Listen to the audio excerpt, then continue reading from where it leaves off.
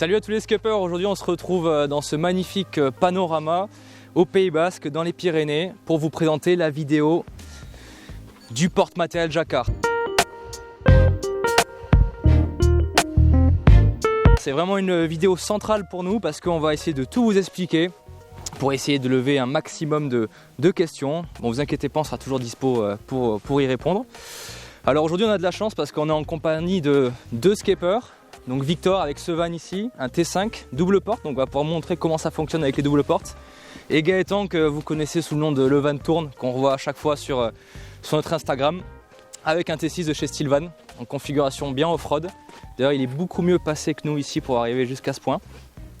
Donc le porte-matériel, qu'est-ce que c'est ? C'est un produit qu'on a développé depuis maintenant quasiment 4 ans en fait.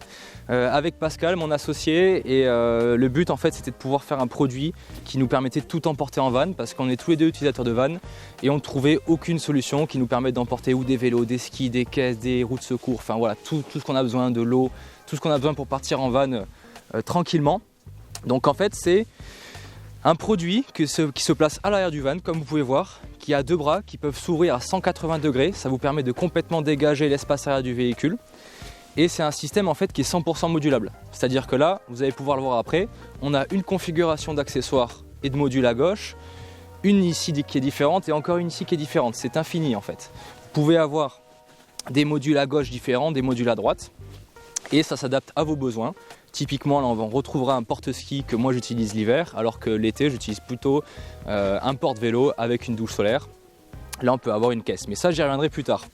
Comment se compose le porte-matériel ? Il y a 3 sous-ensembles. Le premier, c'est ce qu'on appelle la pièce support ou l'attelage, qui est propre à Skep. C'est une pièce de chez Skep qui se visse en fait directement sur le châssis du véhicule. Ça permet en fait de transmettre tout le poids qu'on met sur le porte-matériel directement sur le châssis du véhicule. Il n'y a pas de peur à mettre le poids sur le haillon comme on peut retrouver avec certains porte-vélos où ça peut abîmer vos charnières. Non, là le poids est repris par le châssis et c'est ce qui nous permet en fait d'avoir une charge utile jusqu'à 200 kg, donc 100 kg par bras. Donc ça vous permet de prendre vraiment beaucoup de choses. Ensuite, vous avez la base du porte-matériel. Ça, c'est ce qu'on retrouve en fait ici. C'est la traverse et les deux bras, plus les deux montants verticaux qu'on retrouve ici. Le premier ici, le deuxième là. Ça, c'est vraiment la base du porte-matériel qui vous permet en fait d'avoir les deux pivots, les deux battants qui s'ouvrent. Et sur cette base, vous allez mettre tous les modules que vous voulez. Donc les modules, ça va être par exemple les modules simule-barre, comme ici on peut avoir à gauche. Ça vous permet de simuler des barres de toit, donc tous accessoires compatibles avec des barres de toit sont compatibles avec le porte-matériel. Dans ce cas-là, ça va être des porte-skis qu'on peut avoir ici, on peut mettre jusqu'à 4 paires de skis, on peut avoir des rails porte-vélo, on peut avoir des porte-planches de surf, des douches solaires, enfin tout ce qui est compatible avec des barres de toit. Mais ça, on a fait une vidéo spécifique sur les simule-barres en mode porte-vélo qui apparaîtra peut-être là, je sais pas, ou dans la description, on verra avec le monteur. Ensuite, vous avez des modules comme le porte-caisse que vous pouvez voir ici. Bon, là, il n'y a rien de sorcier, hein. Vous pouvez mettre une caisse de plein de tailles différentes. Ça, c'est pareil, on peut mettre une caisse qui fait 1,20 m de hauteur, une caisse qui fait 50 cm de hauteur, qui vous permet en fait d'avoir une bonne capacité de stockage et surtout une très bonne accessibilité. C'est souvent plus facile d'aller chercher quelque chose dans la caisse ici qu'à l'intérieur de votre van, ou encore plus compliqué sur une galerie de toit. Ensuite, on a d'autres modules comme les porte-outils courts, les porte-outils longs, mais ça vous le verrez plus tard dans d'autres vidéos qui se feront un focus sur chaque module. Le porte-matériel, c'est vraiment une structure qui est homologuée pour toute l'Europe, donc ça vous permet de partir tranquillement sans avoir de soucis. Est-ce que je suis assuré en cas de problème ? Non, tout est homologué dans tous les pays d'Europe. Ensuite, comme je disais, il a 200 kg de capacité d'emport, ce qui vous permet en fait de vraiment de charger notamment les caisses, hein, c'est généralement là où on met le plus de poids, avec les portes jerrycan, comme on pourra revoir sur le van de Victor, ce qui vous permet vraiment de pouvoir prendre tout ce que vous avez. Alors en toute honnêteté, nous on a peu de clients qui arrivent à mettre jusqu'à 200 kg parce que généralement on n'a pas besoin de mettre autant, mais nous on a préféré faire vraiment une structure qui est très robuste et adaptée notamment à un usage vraiment off-road, comme ça vous pourrez partir sereinement sur toutes les pistes du monde. Alors il faut savoir que le porte-matériel il est 100% fabriqué en France, ça nous permet d'avoir vraiment un contrôle qualité complet sur toute la structure et de vous garantir un produit qui durera dans le temps et qui répond aux enjeux d'aujourd'hui. Alors comme je disais précédemment, vous avez vraiment un accessoire qui est 100% modulable en fait avec le porte-matériel. Donc il faut comprendre que vous avez en fait 4 emplacements de modules sur le porte-matériel. Vous en avez un en bas à droite, un en haut à droite et c'est pareil pour le côté gauche. Et en fait, en fonction de ce que vous allez mettre, là par exemple, le module Simulbar, lui, il prend 2 emplacements, c'est-à-dire il prend l'emplacement en bas à gauche et l'emplacement en haut à gauche. Et du coup, il faut réfléchir à ce que vous voulez mettre dessus. Généralement, nous, les porte-matériels qu'on vend le plus, c'est pour une configuration Simulbar, donc pour des vélos ou des skis avec une caisse et souvent un jerrycan. Donc dans ce cas-là, vous allez avoir 3 slots qui sont pris. Donc ça va être en bas à droite, généralement, on place la caisse ici parce qu'on a l'espace de vie sur un véhicule, sur un van aménagé qui est plutôt à droite, à part si vous avez 2 portes latérales, mais on reste quand même sur un espace de vie au niveau de la porte latérale droite et un espace de vie au niveau du coffre. Donc c'est pour ça que quand on va venir ouvrir le bras, en fait, on va retrouver la caisse au niveau de l'espace de vie. Donc on a tendance à plutôt placer la caisse ici et elle, en fait, elle compte pour un emplacement. Ensuite, au-dessus, on peut retrouver des modules comme le porte-outil court que vous avez là, on peut retrouver le porte-jerrycan simple, le porte-roue de secours. Donc c'est vraiment un endroit où en fait on va mettre des modules ce qu'on appelle légers, donc hors porte-caisse et hors porte-jerrycan double. Ensuite à gauche, les Simulbar, en fait, vous vous dites bien pourquoi elles prennent 2 emplacements, parce que quand vous allez mettre votre vélo à la verticale, ça va vous prendre toute la hauteur du porte-matériel. Pareil pour des skis, pareil pour des planches de surf. Donc c'est pour ça que là on ne pourra pas les coupler avec d'autres modules en haut.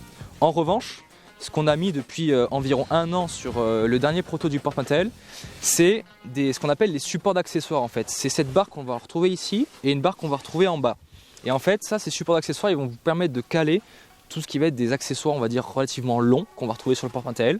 Donc là, on a l'exemple avec un porte-jerrycan de type plat. Donc c'est un jerrycan de chez Overland Fuel qui fait 17 litres. Alors il y en a qui sont adaptés à l'eau, comme celui-là, il peut être en couleur bleue ou noire, comme vous avez ici. Ou alors d'autres qui sont adaptés au carburant, ils peuvent être jaune, rouge en fonction du carburant que l'on place dedans. Donc là, on a des clients qui mettent des planches de kite, par exemple ici, parce que ça s'interface très bien et que c'était en fait un emplacement qui n'était pas utilisé. Ensuite à droite, on peut retrouver par exemple ici des plaques de désensablage. Donc là, c'est le même principe, on retrouve un support d'accessoires en haut et un support d'accessoires en bas. Donc ça, c'est du classique.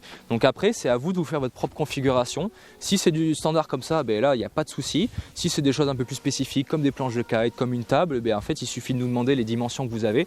Et nous, on peut y répondre très facilement, ce qui est possible d'interfacer ou pas.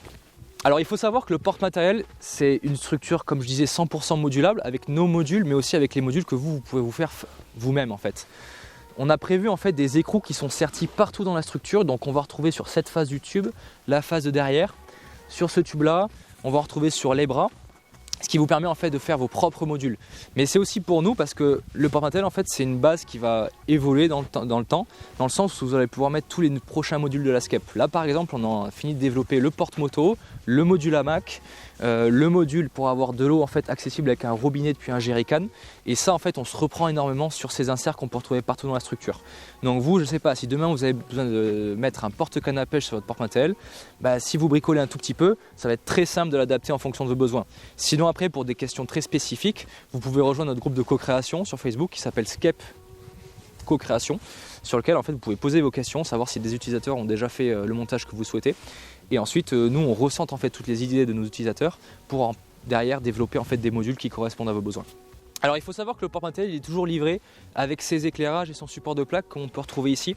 Et en fait c'est un support de plaque qui peut se placer sur n'importe quel module. Donc ça s'adapte à votre configuration. Et là le gros avantage en fait de ce support de plaque, c'est qu'il a des trous oblongs qui vous permettent en fait de mettre votre caméra de recul en plus, qu'on peut vendre en option, ou la caméra que vous souhaitez mettre. Alors nous on conseille des modèles en Wi-Fi. Comme ça, vous n'avez pas besoin de mettre un câble entre l'arrière du véhicule et l'avant, ce qui vous permet en fait d'avoir la retransmission vidéo sur votre téléphone ou sur un autoradio compatible Wi-Fi. Alors maintenant, on va passer sur la partie ouverture du porte-matériel. Il faut savoir en fait que le porte-matériel, vu que c'est une structure verticale, on a 2 points de reprise en fait. On a un point de reprise en bas avec un doigt d'annexage. Et en fait ce point de reprise en bas, c'est là où on va transmettre en fait tout le poids à la pièce support qui est directement reprise sur le châssis, comme on évoquait en début de vidéo. Et ensuite vous avez en haut en fait une grenouillère par montant vertical qui vous permet en fait d'avoir une structure qui est vraiment solidaire du véhicule. Là vous n'avez pas de souci si vous faites de la piste ou du franchissement, vous avez vraiment l'arrière qui reste solidaire du véhicule, contrairement à ce qu'on peut retrouver sur des porte-vélos qui se reprennent sur la boule d'attelage où on a vraiment une souplesse générale que vous pouvez même ressentir en fait à la conduite. Donc le principe en fait c'est qu'on va venir ouvrir. Là par exemple je vais commencer par le bras gauche, mais vous pouvez aussi commencer par le bras droit. on va venir ouvrir en fait cette petite grenouillère en haut qu'on va venir rabattre et ensuite on va venir pivoter le doigt d'indexage. Et là, ça y est, le bras gauche est ouvert et en fait on va réaliser la même opération à droite. Et après, ça y est, vous avez complètement dégagé l'espace arrière du véhicule. Alors nous, on règle volontairement en fait les pivots assez durs, ce qui va vous permettre en fait que les bras ne partent pas n'importe où quand vous venez l'ouvrir. Si vous êtes garé en pente, en fait, le bras il va rester là où vous le posez. S'il y a du vent, il ne va pas venir se fermer tout seul. C'est pour des questions de sécurité. Et ensuite, on peut même verrouiller ce bras, notamment quand vous êtes garé dans une grande pente et que le bras en fait, il aura tendance à revenir à 88 degrés comme ça. On peut y mettre en fait une petite goupille qui se retrouve ici en position de repos et en fait qui va vous permettre de verrouiller le bras. Donc là, le bras il est verrouillé, je ne peux pas le fermer. Et c'est notamment utile pour le futur module hamac. Vous allez pouvoir pendre en fait un hamac entre les deux bras. Alors une fois que vous avez ouvert vos bras, verrouillé ou pas, vous pouvez en fait ouvrir votre haillon. Donc là, haillon ou double porte, il n'y a aucun souci. Vous accédez à l'arrière du véhicule en quelques secondes. Et après, pour refermer, le système en fait il est doté d'une fermeture automatique en bas. Donc vous avez juste à rabattre les bras un par un. Donc là, hop, vous refermez. En bas il est déjà verrouillé. Et pour éviter en fait ce mouvement de balancier, vous venez reprendre la grenouillère ici. On réalise la même opération pour le bras gauche. On va venir claquer le bras. Il faut bien vérifier que les grenouillères soient relevées pour ne pas endommager la carrosserie. Et puis après vous venez refermer la grenouillère ici. Alors vous pouvez très bien monter sur le porte-matériel pour venir fermer les bras, il n'y a aucun souci. La structure est largement assez solide pour accueillir le poids d'une, voire deux, voire trois personnes. Donc voilà pour la procédure de fermeture, vous voyez c'est très simple, c'est une procédure qui se fait en 15 secondes.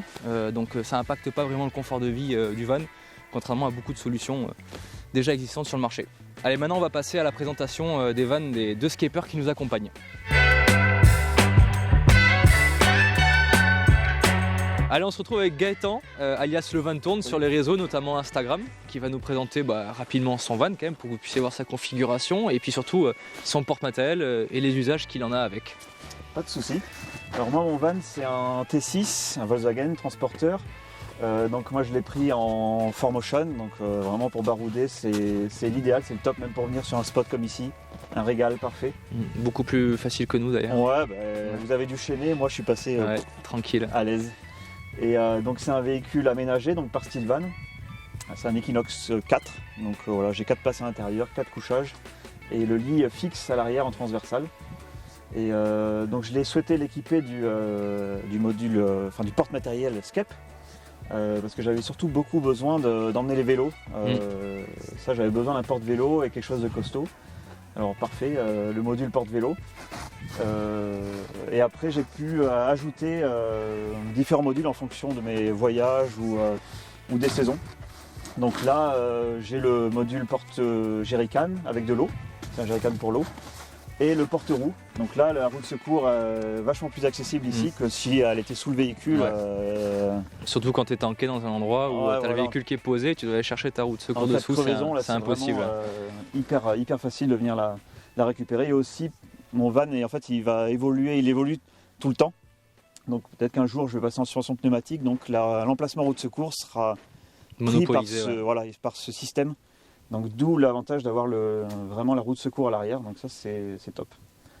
Après le porte-jerrycan, donc moi c'est de l'eau et j'ai adapté un robinet, donc je peux vous montrer. Ouais, avec plaisir. Savoir c'est un jerrycan de chez Frontrunner avec mais même le jerrycan de chez, le robinet de chez Frontrunner qui normalement est adapté sur les galeries. Et on a pu le monter comme sur le bras. Donc là, hop, je le déverrouille. Et après ici, hop, j'ai mon robinet et je viens tirer de l'eau facilement, quoi. Ouais, c'est vrai que ça c'est une option qu'on a sortie, on a fait les premiers protos et c'est même un autre ambassadeur, David, qui avait trouvé cette idée. C'est vrai que c'est super pratique. Moi au début j'étais un peu dubitatif et puis en fait sortir le jerrycan à chaque fois pour venir remplir quelque chose c'est l'enfer quoi. Alors que là avoir un robinet à disposition pour se laver les mains, remplir une bouteille, faire la vaisselle, c'est trop pratique quoi. Moi je me sers quasiment plus en fait du robinet que j'ai à l'intérieur du van quoi. Tout le temps monter dans le van, des fois là on a les pieds sales, ça va beaucoup plus rapidement. C'est vrai que c'est super sympa.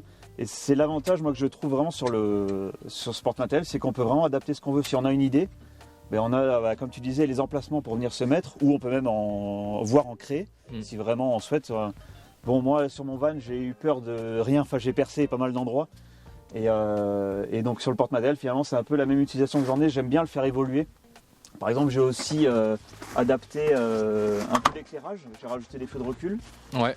Enfin, c'est des feux additionnels. J'ai un interrupteur sur le tableau de bord, je viens les allumer. Ouais, tu as tiré une ligne électrique en fait entre l'avant du véhicule et l'arrière, ce qui permet d'avoir une ligne indépendante. Sur l'arrière et aussi sur les côtés. Comme ça, quand j'arrive sur un spot, je peux vraiment voir où je vais, bien éclairé. Sur les marches arrière, alors là, c'est un régal. J'ai aussi adapté une caméra de recul. Moi, elle est avec un fil qui se relie à mon autoradio. Mais pour le coup, plus discrète que celle qu'on a sur mon porte-matériel par exemple. Donc après, ça c'est vraiment le choix de l'utilisateur. Voilà, donc moi j'ai pu l'adapter facilement avec le faisceau d'origine Skep. Ça passe dedans, ça passe avec. Et voilà, c'est super simple de venir adapter ce qu'on veut en fait. C'est vraiment en fonction des voyages. Et aussi de l'utilisation qu'on en a, parce que moi c'est les vélos, bon là actuellement on n'est pas venu avec les vélos, mais... Ouais, ça va être un peu compliqué là aujourd'hui. Mais voilà, je peux les mettre, hop, le week-end je pars, je branche les vélos, c'est super simple à mettre en plus, avec ces rails, ça s'adapte bien là sur les simul-bars, c'est super facile à mettre. Ah, ça c'est la grande crainte de beaucoup de personnes de voir les vélos verticales, c'est est-ce que c'est facile à installer C'est super simple, on branche la fourche, ça se fait en 2 minutes. Vraiment, et puis ils sont vraiment solidaires du porte-matériel. Ouais. Quand on fait de la piste et tout, ça bouge pas. Ça bouge pas derrière. Vraiment... t'as pu notamment tester, t'es parti jusque dans les Balkans avec le porte-matériel pour. Avec le vélo derrière. Il était rentré avec quoi, en France. Rien n'est tombé. C'est bon. Et à savoir que toi, tu préfères mettre les roues dans le coffre du véhicule parce que c'est vrai que nous, c'est souvent le sujet avec nos clients, c'est est-ce qu'on met les roues avant démontées sur le porte-matériel, sachant qu'on a une option qui peut faire ça avec le porte-roues avant de chez Thulé. Toi, tu préfères les mettre à l'intérieur du véhicule. Moi, j'ai de la place, je peux les mettre sous le lit. J'ai une petite place où je peux mettre les roues, donc ça, il n'y a pas de souci. Et aussi, je préfère démonter la roue, donc utiliser ce porte-vélo-là, ce système-là, parce que surtout, je ne dépasse pas. Que ce soit, les vélos ne sont pas trop bas, ni trop. Donc je ne dépasse pas vraiment l'encombrement du van. Ça, c'est super intéressant. Et la roue est stockée à l'intérieur, comme ça, niveau vol, ça... Il n'aura pas la roue avant, quoi. Ouais. Ça engage un petit peu moins quoi, le voleur. Quoi. Sachant que c'est un point que j'ai pas abordé tout à l'heure sur le porte-matériel, mais on a sécurisé en fait tous les modules, c'est-à-dire qu'on peut sécuriser la caisse avec une clé, on peut sécuriser les vélos avec des câbles anti-vol, plus des gros anti-vol en U. Donc ça, la sécurisation, alors c'est jamais parfait, hein, c'est toujours volable, mais nous on a mis en place des actions pour chaque module en fait. Vous pouvez tout sécuriser sur le porte-matériel. Après j'ai aussi un autre élément, bon, là finalement il est toujours en évolution, donc là c'est pas complètement fini. Là j'ai installé donc les supports accessoires, donc c'est les accessoires max je crois, non c'est ça, c'est les grandes barres d'accessoires. Ouais, c'est les supports d'accessoires qu'on peut mettre, où en fait tout à l'heure je présentais qu'on pouvait mettre en fait des jerrycans plats, des plaques désensablages, des planches de kite. Là j'ai les plaques, mais elles sont pas encore montées, elles sont dans le coffre. Mais, qui restent installées. C'est prévenu de venir les mettre là dès que j'aurai bien fait mes supports. Voilà, tout s'adapte bien, il faut juste bricoler un petit peu et il n'y a pas de souci. À savoir que toi en plus, j'y pense là, mais tu avais pris l'option boule d'attelage alors qui est disponible sur T5 et T6, donc du T5, T6, T6.1, pour nous c'est les mêmes châssis, donc c'est le même produit. Et donc tu avais pris l'option boule d'attelage pour pouvoir tracter une remorque potentiellement. Ouais, une remorque, une petite caravane, voilà, c'est aussi le but. Sachant que là, dans cette configuration-là, j'arrive à atteler une remorque parce que la roue, l'encombrement est vraiment pas grand et le timon de la remorque, il n'y a pas de souci, je peux venir le mettre. Bon après, il faut que j'enlève juste un rail de simul-bar, enfin des rails porte-vélo. Et ça passe quoi. D'accord. Il ne faut pas que j'ai le vélo sur le porte-vélo. Non, là ça commence à être compliqué. Bon, je le mets dans la remorque. C'est pareil pour la caisse en fait. La caisse. C'est faisable avec peu d'équipement ou sinon juste en haut. On peut venir connecter une remorque sans souci quoi. Bon alors à savoir que c'est exactement la même structure, que ce soit sur un T6, un T4, un Trafic, un T5, un Ford Transit Custom, c'est exactement la même structure. En fait, la pièce qui va changer, c'est la pièce dont je parlais tout à l'heure, la pièce support, qui va faire le lien en fait entre la base du porte-matériel et le châssis du véhicule. Parce que chaque modèle de véhicule a son châssis, donc nous il faut qu'on s'adapte en ayant des pièces support différentes. À savoir que le porte-matériel il est maintenant compatible, alors vous retrouverez tous les modèles compatibles sur notre site internet, mais quasiment avec tous les vannes, donc les vannes de ce format-là, donc les petits vannes à moins de 2 mètres, mais aussi maintenant les fourgons, donc le Sprinter, le Ducato, le Crafter, le Transit, et ça va sur toute la gamme Volkswagen à partir du T4. Et après on retrouve le Ford Transit Custom, le Renault Trafic, et le Peugeot Expert, les Mercedes. Donc voilà, il n'y a plus de soucis de compatibilité. Mais on retrouve à chaque fois la même base et la pièce qui change, c'est vraiment le lien entre le porte-matériel et le châssis du véhicule. Bon, ben c'est bien que ça ouvre ce système, hein. C'est pratique. Ouais, mais moi c'est super sympa parce que comme j'ai le lit derrière, là si j'avais un porte-vélo de n'importe quel type, par exemple sur attelage, j'aurais toujours mes vélos, même si je peux les incliner, j'aurais toujours les vélos dans les pieds, alors que là je peux accéder à tous mes coffres vraiment super facilement.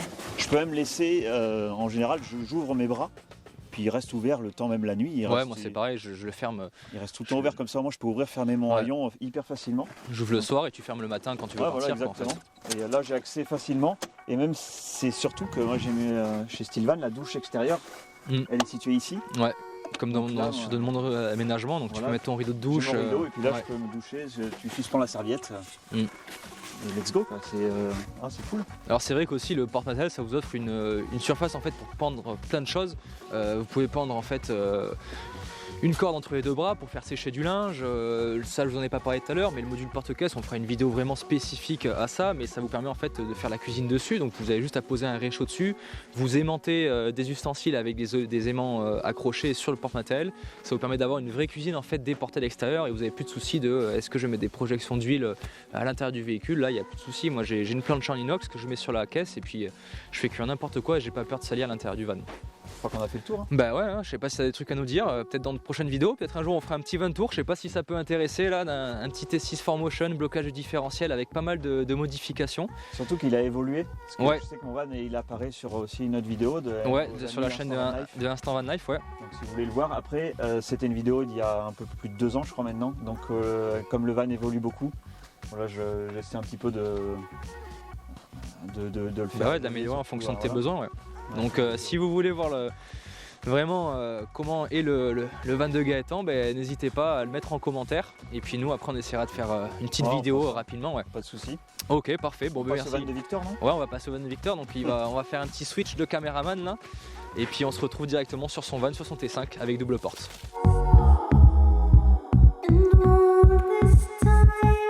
Allez, on se retrouve maintenant avec Victor, donc aussi un ambassadeur Skep qui va nous présenter sa configuration, alors qui se rapproche un peu de la mienne, mais il y a quand même quelques petits changements avec notamment le porte jerrycan.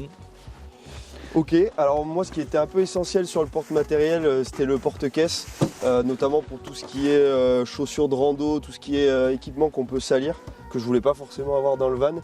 Donc voilà, c'était quelque chose d'assez important. Et le deuxième point, c'était d'avoir les porte-vélos. Bon là je suis en configuration hiver, donc j'ai le porte-snow, ce qui est aussi pas mal. Donc voilà, c'était les deux points clés qui m'intéressaient sur le porte-matériel. Et des petits bonus quoi. Voilà, et après ensuite il y a quelques petits bonus, donc le porte jerrycan, donc comme on a pu voir sur le van de Gaëtan. J'ai les plaques de désensablement et ici j'ai un petit jerrycan diesel, voilà, au cas où quand on se retrouve perdu comme ici et qu'on n'a pas forcément le plein, ça peut toujours sauver la vie. Et après concernant toi les simulbars, tu les as équipés comment? Parce que là je vois un porte-ski d'un modèle différent que de celui qu'on peut voir sur mon porte-matériel. Alors moi pour le porte-ski, c'est vrai que je savais pas trop vers quel modèle m'orienter. Bon, comme c'est quelques week-ends dans l'année où on y va, je voulais pas non plus investir trop dans le porte-ski. Donc j'ai regardé sur le bon coin tout simplement. J'ai regardé les fixations niveau compatibilité, le porte-matériel, et puis j'ai trouvé ces porte-ski, donc voilà, qui étaient vraiment pas chers. Donc ça fait un bon produit qui tient bien le snow, donc il n'y a pas de souci. Je peux rajouter une paire de skis sur le côté, il reste une petite place. Ok, parfait. Ce que je te propose, c'est de nous montrer comment un peu ça s'ouvre avec des doubles portes, parce que c'est là où est le vrai changement en fait entre les autres configurations qu'on a pu voir. C'était des vannes équipées de haillons. Donc là, on a une configuration avec double porte. Donc je te propose de nous montrer un peu comment ça fonctionne. C'est vrai qu'on peut avoir aussi, chose que j'ai pas dit, c'est que moi, un des points qui était essentiel, c'est que je puisse garder l'accès à l'arrière de mon véhicule, parce que l'aménagement est conçu où j'ai ma cuisine à l'arrière. Donc en fait, il faut impérativement que je puisse avoir accès à tout moment à la glacière côté gauche et à la cuisine côté droit. Donc on va passer à l'ouverture. Donc voilà, on vient de déverrouiller la grenouillère en haut. C'est exactement le même système en fait, ça change rien par rapport à un système avec haillons. On a le petit doigt d'annexage qu'on vient pivoter. Et puis après on vient ouvrir en fait la grenouillère à droite. La seule différence qu'on peut retrouver avec un rayon, c'est comme en fait les portes elles vont venir sur le côté du véhicule, mais en fait il faut complètement ouvrir les bras à 180 degrés pour pouvoir ouvrir en fait les portes à 90 degrés, comme Victor va pouvoir faire. Et on va dire aussi l'avantage d'avoir un véhicule avec des doubles portes, c'est que vous n'avez pas besoin d'ouvrir les deux bras pour pouvoir ouvrir une des deux portes. Parce que là par exemple, il aurait pu ouvrir que le bras gauche et ouvrir que la porte gauche s'il avait juste besoin d'accéder à l'arrière pour attraper le sac par exemple. C'est vrai que je pense que ça c'est un petit avantage qu'ont les portes battantes, c'est de pouvoir ouvrir qu'un seul côté du porte-matériel pour avoir accès au van. Mais bon, l'ouverture de la deuxième porte, ça prend tellement peu de temps qu'au final on s'y fait. Mais... Vas-y, tu veux voir ce que ça donne avec une seule porte? Je pourrais en profiter pour ouvrir la caisse aussi, vous montrer un peu tout ce que je peux stocker dedans. Ouais, c'est vrai que là, on peut accéder encore plus rapidement, en moins de 10 secondes. À la glacière, moi je mets mon sac à l'arrière, j'ai les chaises aussi qui sont accessibles par l'arrière, donc c'est vrai que c'est quand même bien pratique. Et puis après, la fameuse caisse. Donc pour ce qui est dans la caisse, en fait, moi j'y mets vraiment, comme je disais, tout ce qui est saillissant, mouillé ou quoi, donc pantalon de ski, les boots, j'ai les raquettes, le casque, et voilà, tout ce qui est équipement de ski en fait. Et j'y mets les chaussures de rando aussi quand j'ai pas mes affaires de ski. Ok, parfait. Donc voilà, c'est vrai que alors il y avait différentes possibilités pour l'ouverture de la caisse, donc ouverture vers le haut ou vers le bas. Moi je trouve que c'est bien ouverture par le côté plutôt, c'est qu'on peut continuer à utiliser le dessus pour cuisiner ou quoi et en même temps chercher quelque chose dans la caisse. Donc je trouve que c'est la config qui me correspondait le mieux. En fait, ouais, c'est vrai que moi j'avais l'ouverture avant sur le dessus, après j'ai changé de caisse là pour avoir un autre modèle avec maintenant l'ouverture, ce qu'on appelle nous en lave-vaisselle en fait, l'ouverture comme vers le bas. C'est vrai que quand on a une ouverture vers le haut, on va dire c'est plus pratique quand on a une caisse, on va dire fourre-tout, on peut vraiment entasser dedans. Mais une fois que par exemple quand on cuisine, et ça arrive souvent, hein, maintenant toi aussi je sais pas, tu t'en sers d'une cuisine aussi de la caisse je suppose, c'est vrai que quand on a posé en fait le réchaud tout dessus, la plancha, pour aller chercher quelque chose dedans, c'est plus possible en fait. Donc c'est vraiment pratique d'avoir l'ouverture en mode lave-vaisselle. Après moi ce que j'ai fait, c'est que j'ai mis en fait des élastiques en travers qui empêchent en fait quand on ouvre, si c'est mal rangé, que tout tombe. Donc ça c'est vraiment pratique, c'est des petites améliorations qu'on peut se bricoler super facilement et qui améliorent vraiment l'expérience d'utilisation.